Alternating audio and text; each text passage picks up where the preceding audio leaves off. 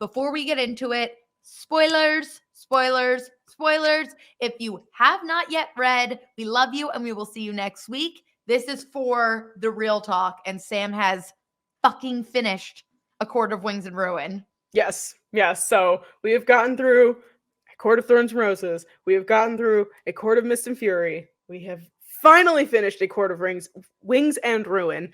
And I have to let you guys know that it is because of this show that I'm reading these so fast, is because I'm trying to get through every book in a timely manner so that we have this segment every week. I sat down yesterday and I I read 200 pages to finish A Court of Wings and Ruin. And I don't even regret a little bit of it. Where's my page? Okay, I have my little notes here that I was literally sitting here just like, I sat in this chair and I had like my little notepad here and I was just reading because I was like, I need to actively read, like I need to like remember what's going on. So I made little notes. And towards the end, they're just scribbles because I was starting to freak out. Yep. Because now the end of A Court in Mist and Fury is like plot line crazy. Like the things that happen, the backstabbingness of Tamlin and all that good stuff. But I feel like the ending to this book was more. Like I feel like there was like one thing after the other thing after the other thing after the other thing, and it just like didn't stop. Yes. And that was like, I still think now that I've read both books, I understand how you felt like A Court of Wings and Ruin was your favorite, and then like after reflection, A Court of Mist and Fury became your favorite. And I think I understand exactly what you mean by that, because Wings and Ruin is a very, very, very good book with an incredible story, an incredible ending. And the Mist and Fury is like leading up to that. And I think that it's like it is the lead up that makes it that good of a book, if that makes sense. Yes. But then the Wings and Ruin give you the meat and potatoes of the whole story after things have been set up and everything. And we'll just go through. Yes. And also, before we jump in, I just want to say, when you text me that you finished, it took everything in me. I almost FaceTimed you, but I was like, I want to hear her reactions on the pod. So I've been patient, and now I want you to tell me everything. First of all, I loved it. I would sit down today and start from the beginning of that book and read it over again. It was excellent. So I think when we ended last week, they had just gotten into the summer court. There was like some war going on, or a battle. And then I picked up at that High Lords meeting that went on for a very long time. Yes. But it wasn't boring.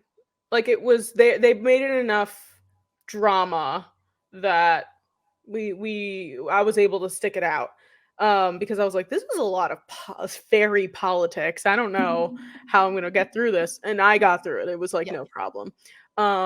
First things first, Tamlin walked in, like took his piece of shit pills right before he got there and just became the world's most hated character at that meeting. I was like, the things that was coming out of his mouth, I could not even believe. Like the way that he was just like, he asked Reese something, like he was like, oh yeah, like he was just dropping like you fucked her and this and that, and I was like, whoa in front of the table of all the other High Lords. I was like, chill. I literally wrote Tamlin can die for real. That was my little note that I put there, because it was nonsense. And then they were like smart to not share all their details with him, because he did still become a traitor and go back to Highburn and like share a bunch of stuff with them. And this is something that I cannot stop thinking about this. And I was talking to Kat about it, and she told me that it's never really like confirmed. I cannot get over the storyline of Hellion being Lucian's dad. That's she's right. I'm glad she told you that, because I wouldn't have said it if like without knowing that you knew that. I'm hoping there's one more book coming, because like and this doesn't give anything away. It's something that's like thought of and like tossed, but like we don't really get an expansion on it. Like it's really Right. just like this like theory. And I'm hoping that in the next book that comes out, there's at least some, I don't know if it's gonna be like a Lucian book, but I'm hoping that's at least a part of it. I obviously still have these 2 books left, so I'm still up in the air about Lucian. I'd like to think that we grow to love him the way that we loved him in like the first book, because I do like him still. I think that his character arc is on the incline, but we're really not knowing where he stands right now. But when they said that, and like it was the funniest thing. Feyre was just like, she just told Reese down the bond. She was just like, "That's Lucian's dad," and Reese was like, "What the fuck?" Like Yeah. he was like, "Whoa!" Like his reaction was my reaction. And the crazy thing was that I was sitting in bed and Michael was playing video games and I was reading, because that is like our designated enrichment time Yes. together, is that he plays video games and I read, which I'm sure is very similar to your enrichment time. A clone, a Yeah. literal clone. So I'm sitting there and he literally, like, I see it was just like, Hellion is Lucian's father. And I literally went, "Oh," and Michael like whipped around and turned to me and he goes, "The bone carver?" And I was like, "That's the only thing you know from this book." Because I texted Jordyn this.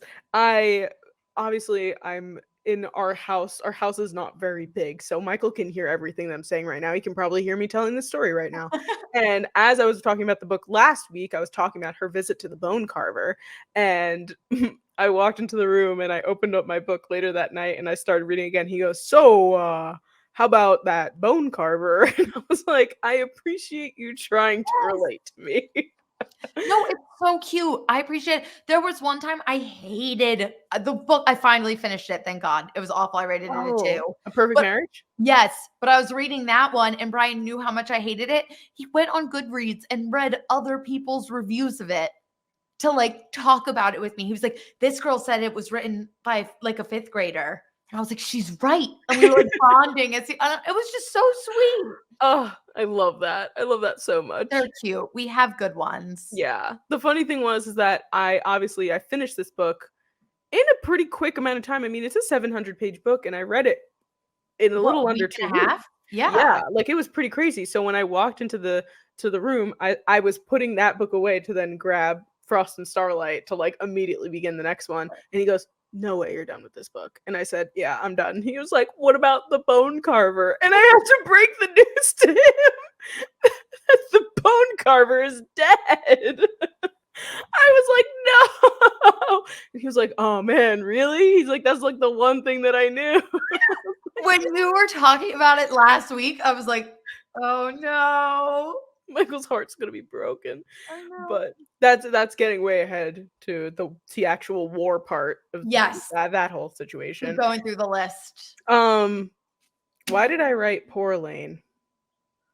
Just Oh, because she gets kidnapped. yes. Oh my God, I forgot about that from the camp. Yeah, I wrote poor Elaine because it was like, this poor girl, she's just a mess, and the guy told her that he didn't love her anymore because she was Fae, and like the whole thing. And I was like, fuck this guy. Like, we don't need him. He's probably not even that cute. And I was like, whatever. But then she gets kidnapped, and I'm like, this poor girl can't catch a break. Like Elaine, and you could see her starting to like come out of her shell a little bit, and then she saw the Grayson guy again, and then she like secluded herself back again. And I was like, no, Elaine, you were doing so good. You were getting so much better. And I am now so confused as to what's going to happen with Elaine, because she has this mating bond with Lucian, but her and Azriel have this very sweet connection. And obviously we know now that Mor and Azriel will never get together, because guess what? Mor is gay. And that was a whole thing I genuinely wasn't expecting. No. I'm pretty But sure that's what yeah. last week, again, it's so fun getting to talk about this because last week you were like, "I'm still waiting on Mor and Azriel. Like, Yeah. it's gonna happen. Like, he worships her." And I'm like, he does worship her, but She does not worship him.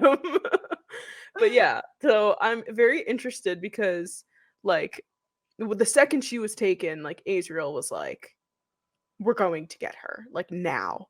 And I'm like, oh, okay. Like, sure. You go get her. Yeah, you go get her. And obviously now that relationship with Moore is something that we can't root for anymore because we just know it's not going to happen. But then there's this weird, well, not weird, there's this mating bond between Lucian and Elaine. So I wonder if there's going to be some sort of, poor Adriel keeps getting stuck in these freaking love triangles. I This know. man, he needs somebody to love him. He needs that. He's such a sweet boy. So sweet. Um, and then it starts my crying process. I cried 4 times reading this book. First time was when the cereal died.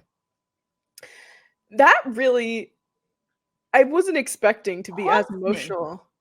I still think about the cereal. Like, He, like, and obviously when you first hear about him in the first book, like, he's very scary and like you have to ensnare him and like he could kill you and like you don't ever get like good vibes from him per se. But like the more she found him, the more she talked to him, and obviously he was the one that told her that Reese was her mate. And and then I got to the part where he was just like, I told you to stay with the High Lord. And I was like, no. the cereal was an unnecessary victim in this story. Because a freaking Ianthe, fuck her. I'm so glad that she got her fucking head bit off. Yeah. Like, and No. it was just, yeah. Oh, That see, was- I wrote, fuck you, Ianthe. I hope the Weaver ate you. So we never saw a body. Who's to say? But everyone's assuming that she's dead. But yeah, that really hit me hard. And he, like, the fact that she was like really trying to save him and he was just like, no, you don't have to do that. Like, I'm gonna die and it's gonna be fine. And I was like, what? Like, such a heroic death for like a scary Grim Reaper like type of vibe? I can't remember exactly what he said, but wasn't he saying like just be the good or like just find the good? He was like Gandhi. He was like, be the change you wish to see in the world, Feyre. And she was like, okay. Sure. You are so right though. Unnecessary victim. It literally was just to tug on the heartstrings, and let me tell you, it worked. Fucking worked. It worked. So that was the first time, and that was, so I finished this book today's Tuesday. I finished this book Monday. I was reading that on Sunday night, and I was just like, certainly nothing could be sadder than this. The Lord literally said, guess what? No. And then, Feyre becomes Ianthe to save Elaine. That was a whole other thing, which I was like, happened very quickly, by the way. And then Tamlin starts to have this character arc again, where he's being good. And I still get the vibe. I'm still like, okay. No, I literally, and like, I know we're going to get to it, but like the moment that is the most soul crushing, scariest moment of everyone's journey reading this book. Yes. When we get there and then he fucking helps, like, you're going to make me like you. I'm sorry. I appreciate him. I will never forgive him. Well, that's the thing. It's like that same ick that I got from the first book that, like, even though they were like together, I still was like, I don't really know. I was getting when he was like saving them. And you could see Feyre like still kind of like, not that she still has feelings for him, but she's like, obviously, like, that man is saving her right now. And she's like, he didn't have to do that. He didn't have to come out here and save her. But he did, and if he didn't, they wouldn't be alive. Yeah. Like, they were not going to be making it out of that camp without him not sacrificing himself because he didn't die, but like sacrificing the relationship that he had with Hybern, even though it was a shitty relationship. Yeah. Like, I don't know. I also started calling him Tam Tam, which I then found out on the internet that is a very common thing. I thought that was something I made up in my brain. People call him Tam Tam. I'm not calling him Tam Tam. Tam Tam. I'm down. Like, Tam Tam when he's like kind of okay. Yeah. Tampon when he's being a piece of shit. Yes. Tam Tam when he's saving Reese's life. Tam Tam. when you're asking Reese publicly in front of all the High Lords how he fucks your ex, tampon. Literally. I fucking hate him. And then a bunch of more stuff happens. The next time I cried was when Reese gives his like last speech before they all go out into battle. And again, didn't expect myself to cry, but like the way he was saying it, I was like, again, and you've said this, how you feel like these characters are like your friends. So I'm like, there's no way everyone's making it out of this. Like, I was genuinely concerned that we were not going to have one of these people, which we had our moments where things were not looking great for a lot of different people. But like, I was like, somebody has to die.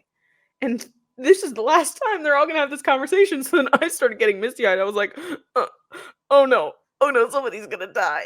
And I'm like, when I was reading that, I was like, bitch, we all know this. Yes. Why are you making us like hear it, grasp it, like fully comprehend it?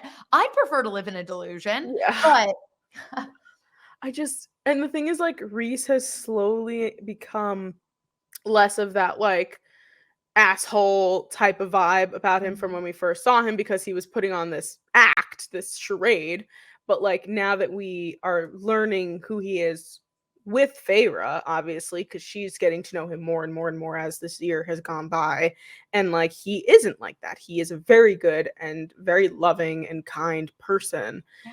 And you just see it start to come out and come out and come out, and I'm just like, damn, Reese, like, why you gotta do me like that, dude? And then this is when everything starts to happen. And I was like ready for Feyre to be like, oh, hey, look what I did. I got us the Bone Carver and I got Bryaxis or whatever his name is. And then Reese was just like, oh, hey, I got us the Weaver. And I was like,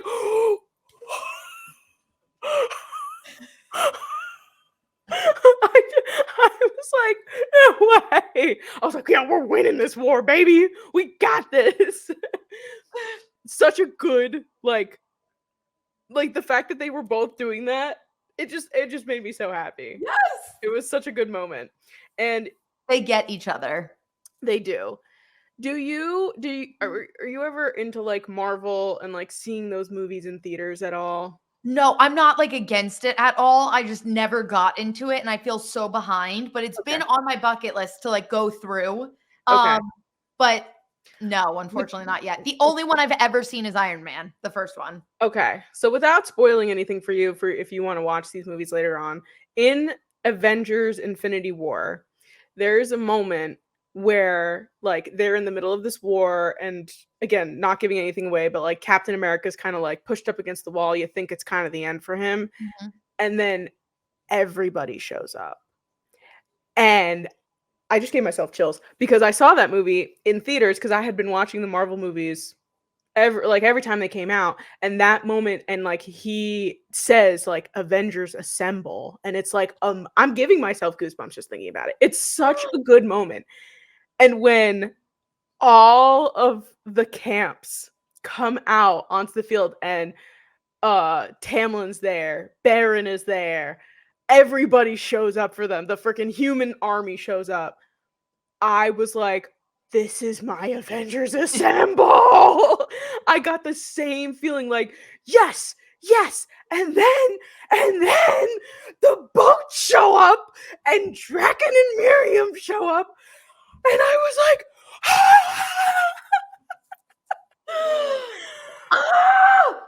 that was my other Avengers Assemble moment that I was like, I'm like lightheaded thinking about it, but it was like, obviously a lot of things happen in between those two guys showing up. Yes. But I was like, oh my God, like every single time it was like getting bleaker and bleaker and bleaker and bleaker. It was like, here's a shimmer of hope. And then it was like, and then it was like, oh, we're getting bleak again. Nothing's looking good.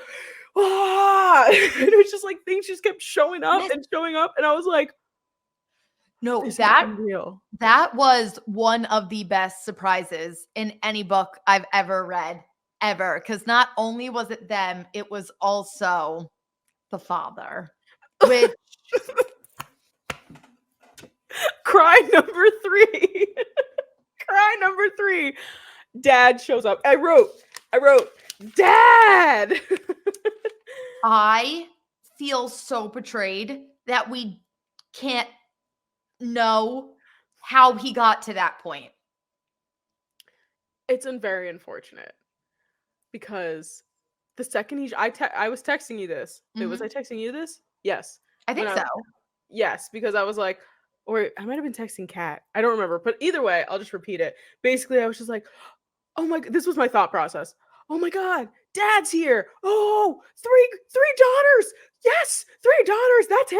It's Dad. And he was like, he shows up and he's all ready. And he's like, and I'm like, oh my God, they're going to bring him back to Valeris and they're going to have such a fun time with him. And he's going to be able to see all of his daughters and this and that and blah, blah. And then I went, oh no.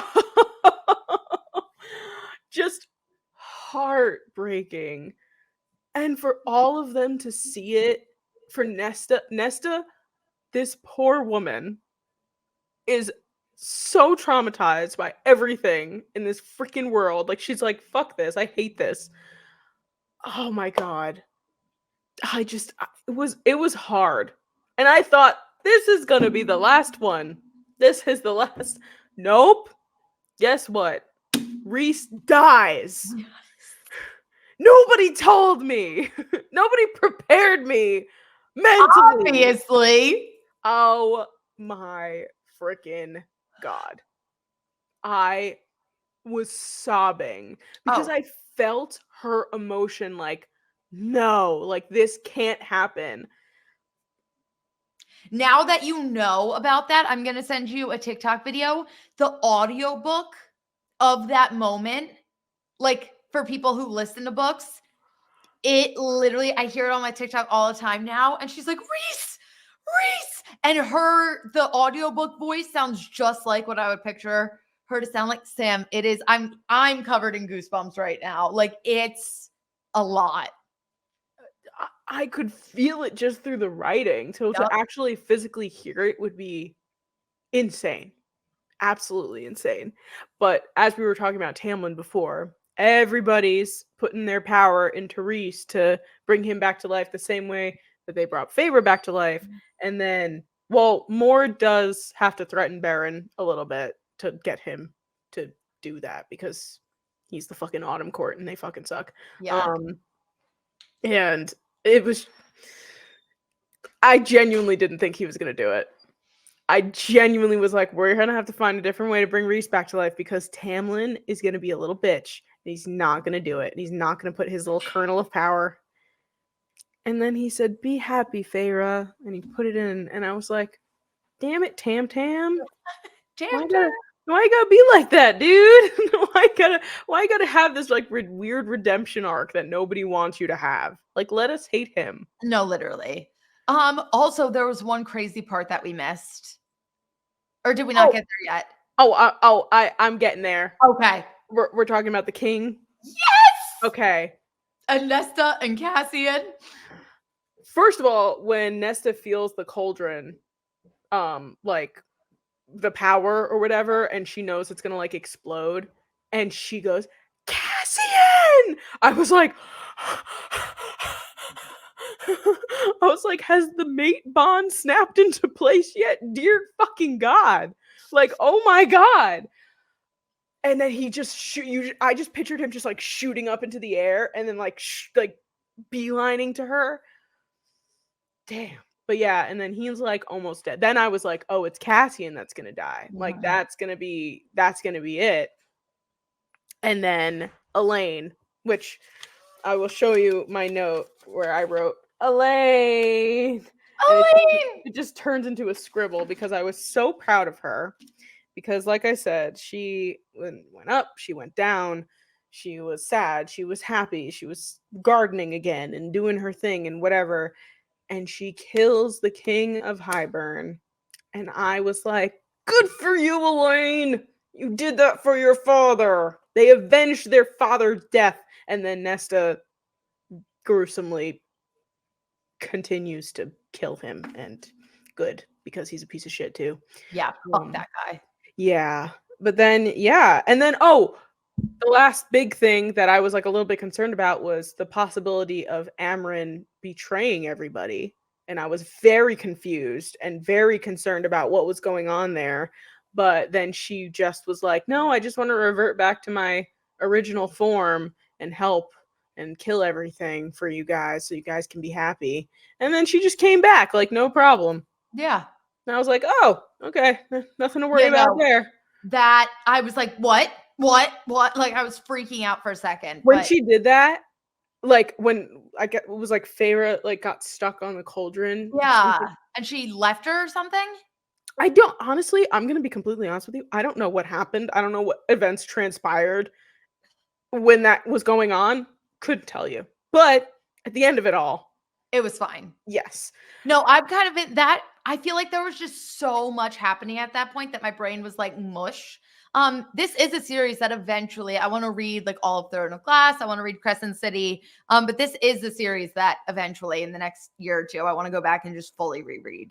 Yeah, because I know that it's gonna be like one of those series where you're gonna pick up on things earlier on that Yes. happen that you figure out later that you're I've like, already seen like when people post TikToks of A Court of Thorns and Roses. Like I never put together like when Reese sees her at the orgy and he's like, I've been looking for you. yeah. And now it's like, oh my God, it makes so much sense. Yeah, it's like there's probably a bunch of things like that in these Yeah. books that just they're just so good. And then obviously we win the war and everybody lives, which is bananas. Wasn't Yeah. really thought we were going to lose somebody there. Like some sort of death was going to stick.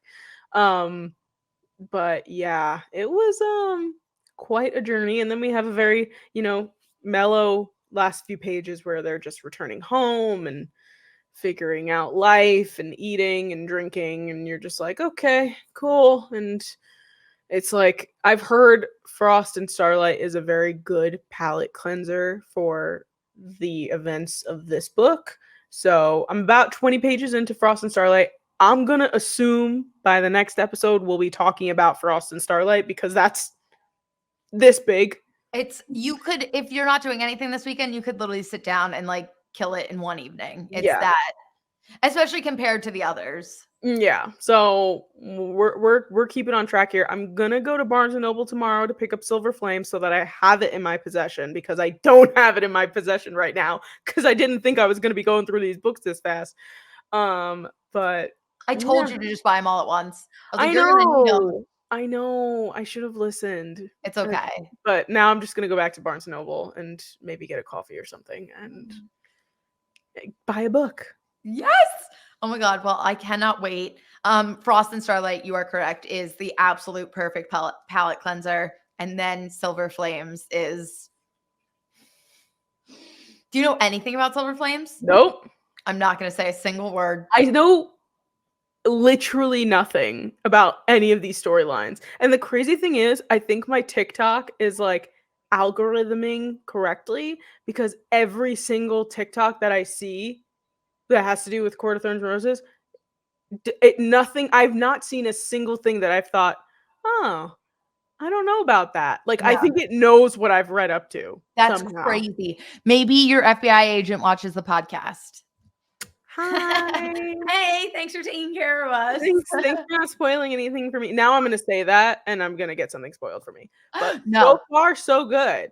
So far, I've genuinely have not one single thing spoiled for me through this entire series. Oh, that is what we love to hear.